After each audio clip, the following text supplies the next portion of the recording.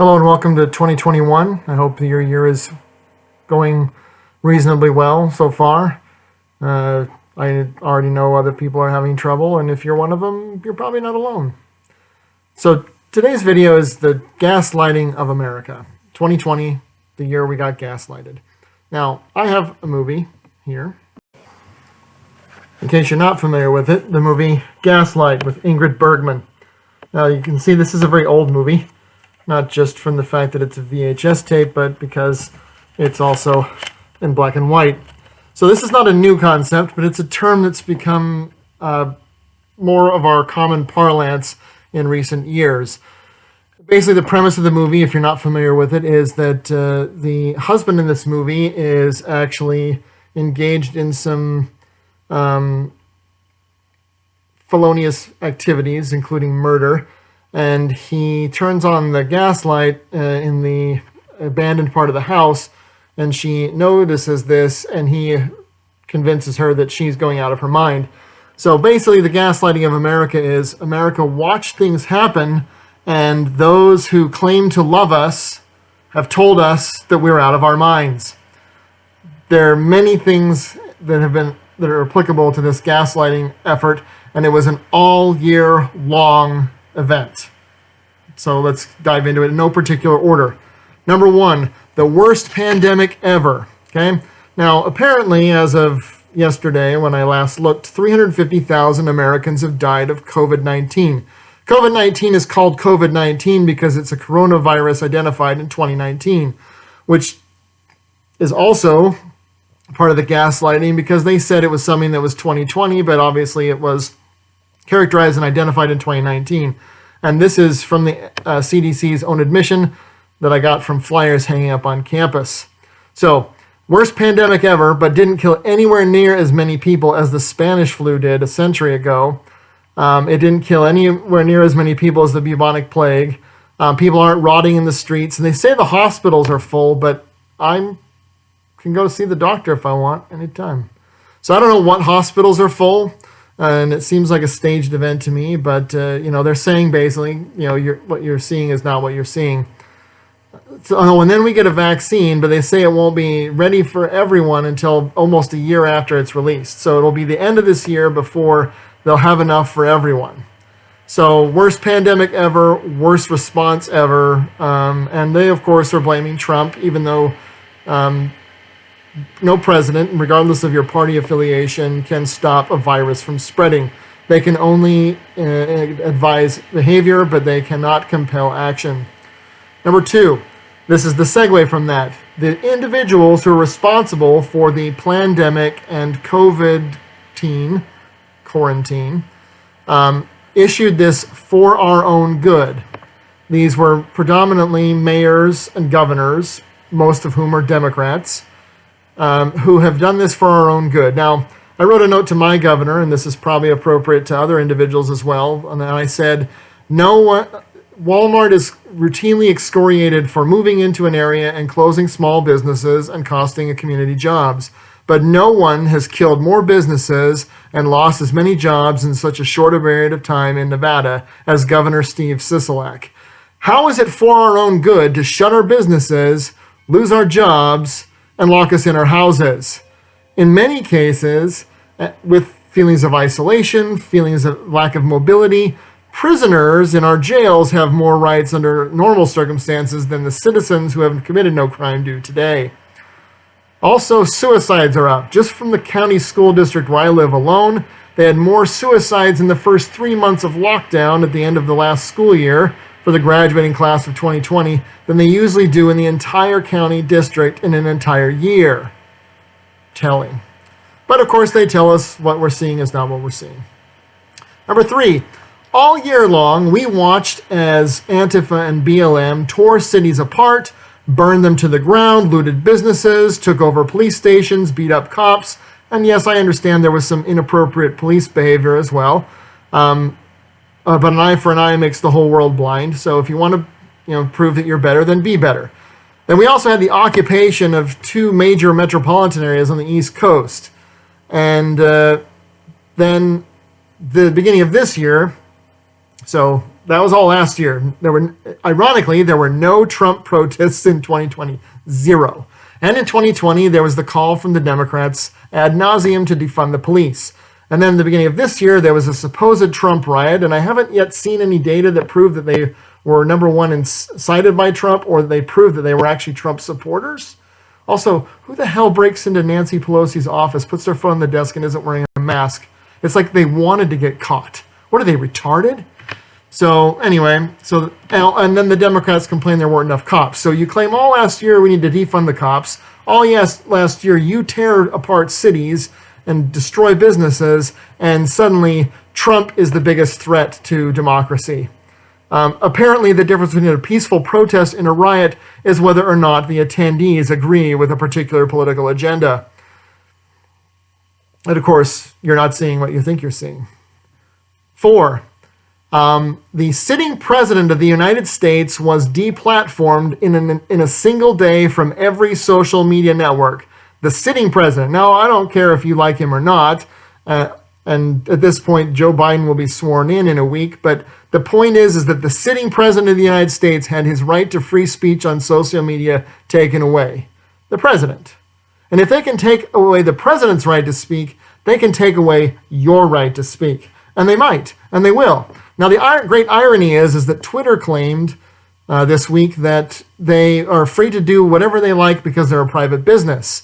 And so the question is, does that mean private businesses are free to open up even though they're under quarantine because they're a private business?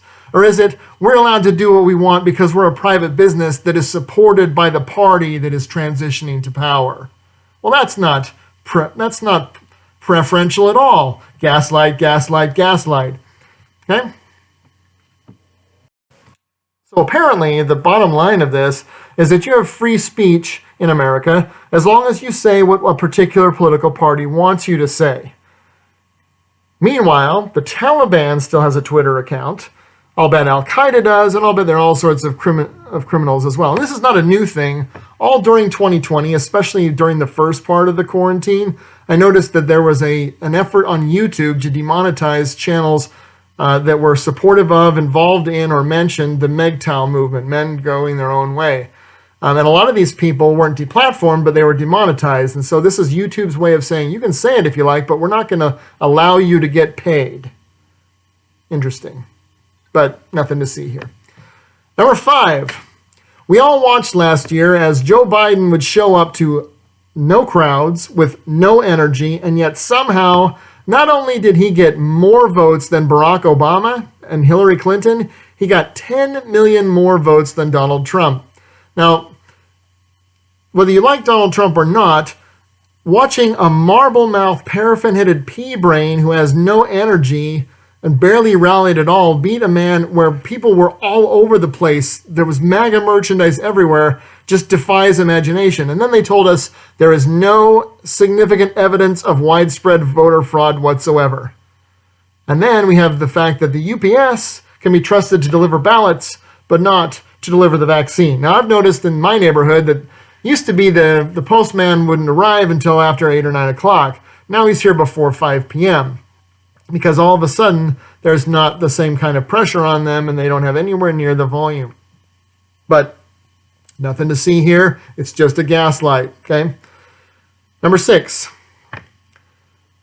After Democrat mayors and governors told us that the responsible thing to do if we cared about other people in our country was to stay home and not go to Thanksgiving, not go to Christmas, not go visit anyone, not go anywhere unless we needed to, they get on planes and travel to meet their families and do so without masks.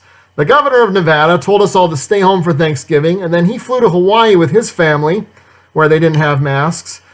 He told us we couldn't gather together in groups of more than 50, and then had like 300 people at a gala, and like most of them got sick. And the worst pandemic ever, none of those people died. Okay, and I'm not wishing death upon anybody. The point of this is that rules for thee, but not for me, says the hypocrite or the vigilante. Deadliest virus ever didn't kill a single one of them. So apparently, COVID only attack you if you're a member of a political party, of a particular political party.